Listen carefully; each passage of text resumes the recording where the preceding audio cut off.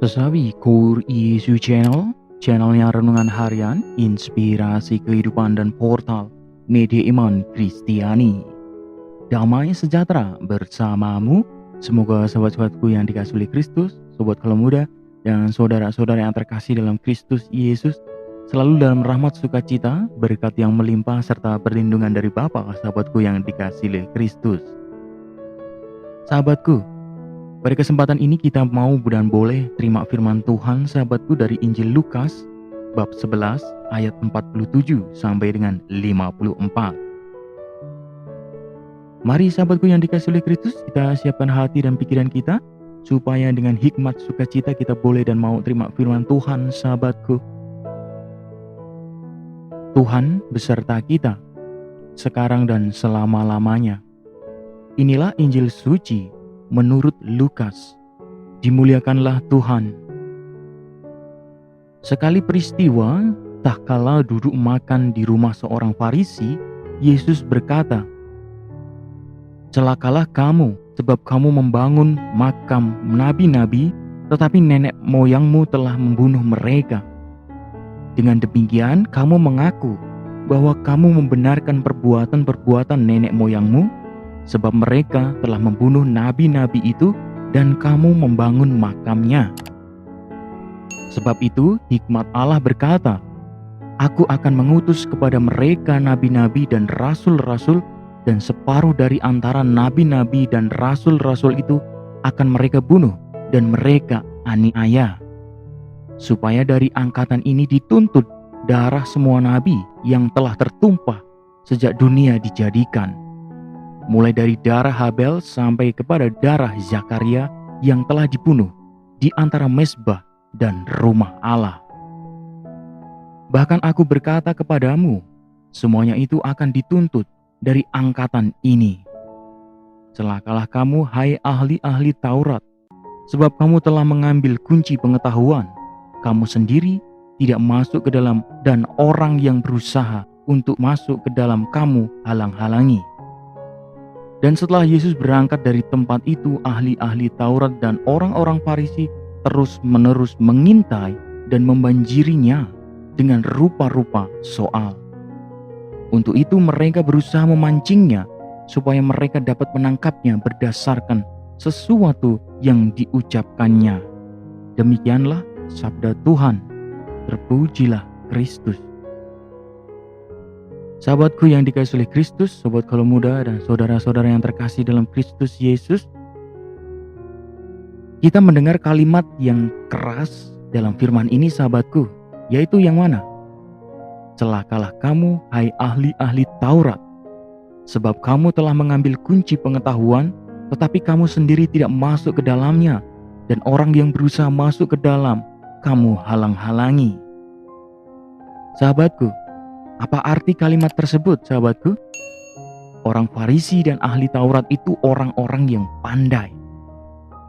Mereka adalah kaum cendekiawan yang menguasai berbagai ilmu, termasuk ilmu agama sahabatku.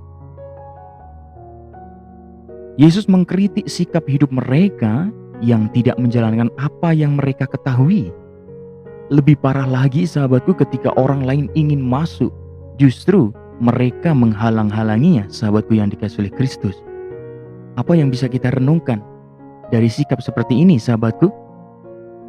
Sahabatku, hidup kita dipenuhi dengan berbagai misteri, dan kita diberi rahmat oleh Tuhan untuk melihat bahwa kebenaran itu sudah diajarkan entah oleh guru, entah itu orang tua kita, atau dari pemuka agama sahabatku yang dikasihi oleh Kristus.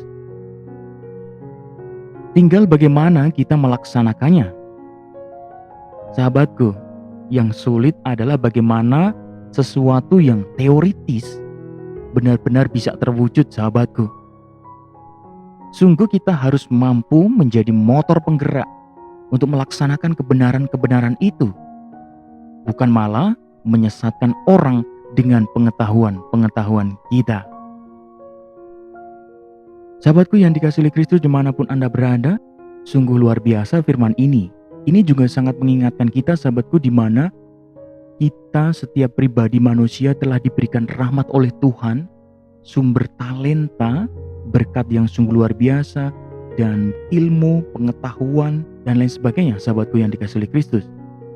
Mari sahabatku, dengan segala hal yang Tuhan telah berikan kepada kita, lewat pengetahuan, ilmu, kekuatan, mari kita semakin bijaksana, supaya itu semua semakin menjadikan hidup kita berkat bagi semua orang, dan tidak menyesatkan orang lain, sahabatku yang dikasihi oleh Kristus.